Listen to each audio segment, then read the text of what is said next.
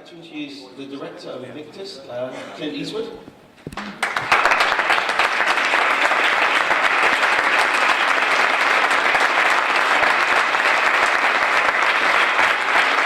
Morgan Freeman.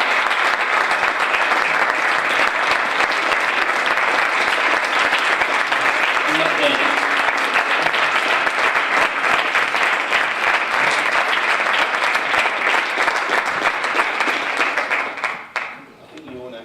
I will ask one question and then I'll throw it open to you. There's my friends on the side. Morgan, with you first of all. You've wanted to play Mandela for many years. You've tried to get a lot more freedom into screens for a long time. It didn't happen. How does it feel to finally play your friend on the big screen? It feels rather terrific.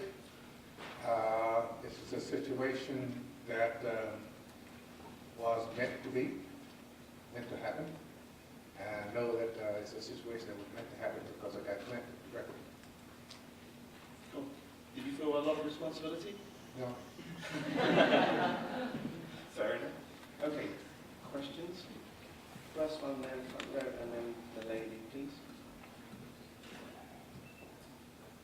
Good morning, gentlemen. Mr. Eastwood, you're at an age when most of us would be taking life a little easier, yet you continue to make challenging movies, one after the other, and make some of the best movies that we see in any year. What is the driving force behind this for you? Why do you continue to work so much and so well? Do you want to answer that,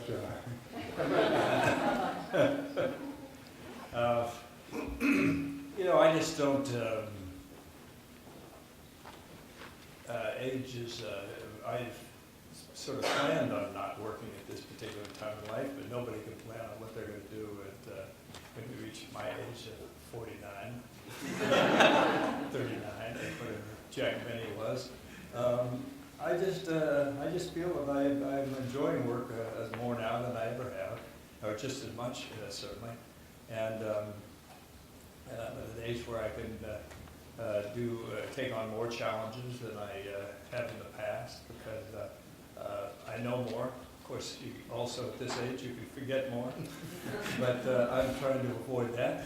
And I just enjoy it. I enjoy the process, and I enjoy making films from behind the camera equally as to that of being in front of the camera on all those years.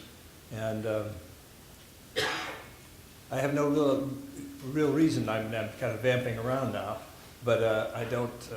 I just enjoy it. That's all. I've been lucky enough to work in a profession that I have really liked, and so I figure I'll just continue until somebody hits me over the head. Says, "Get out."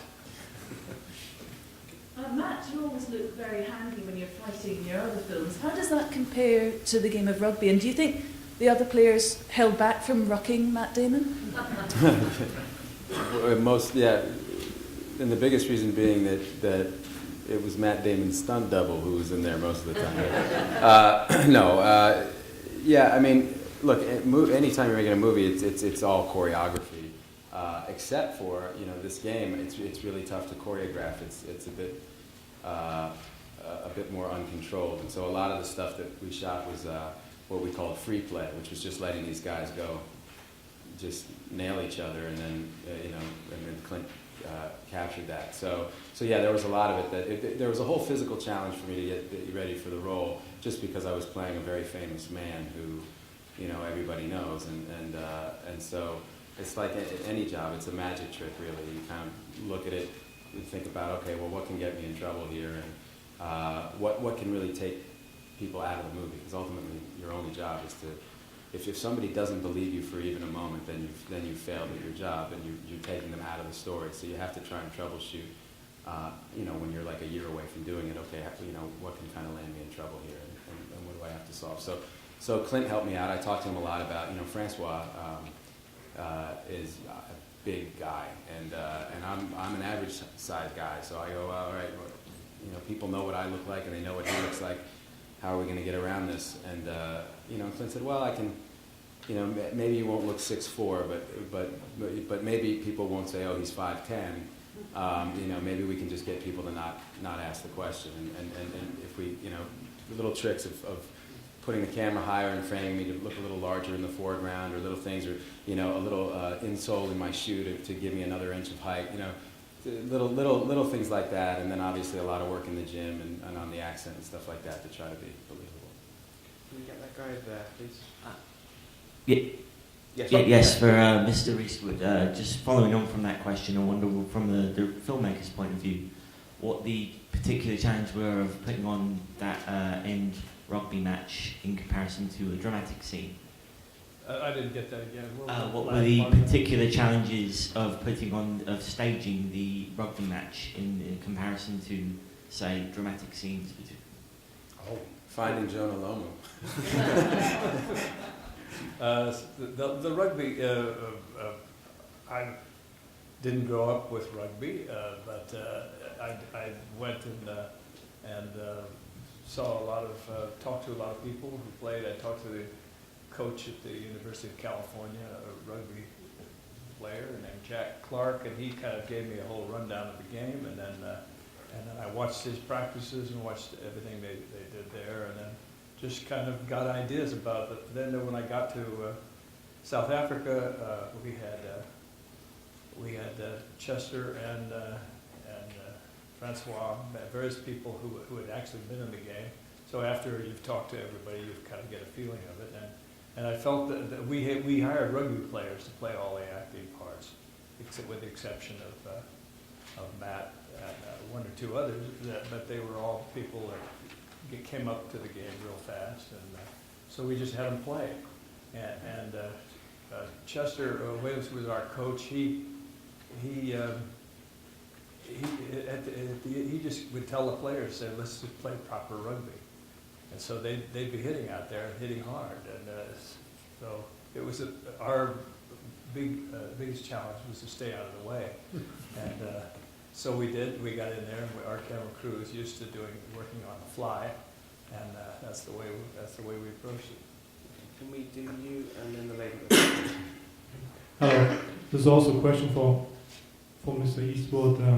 After the great Gran Torino last year, I read very often that this will be your last time on screen, your last role. Please tell me that this is not true. I said that back when we did $1 Million Baby. I said this would be the picture turned out to be a success, so I figured maybe this would be good to quit on top. Unlike most people who sort of drift down to the end, or like a prize fighter who fights one too many fights or something. Then when Gran Torino came along, it seemed like an interesting part. It was a man my age. I figured I wasn't stretching things that much, so I decided, yeah, I'll go ahead and give it another shot. I'm still say that. I mean, I might do 10 roles if some 10 roles, great roles came up, but I don't know how many great roles there are for a guy who's 38. and so you just don't know. So you just never say never, to quote advertising for another picture. But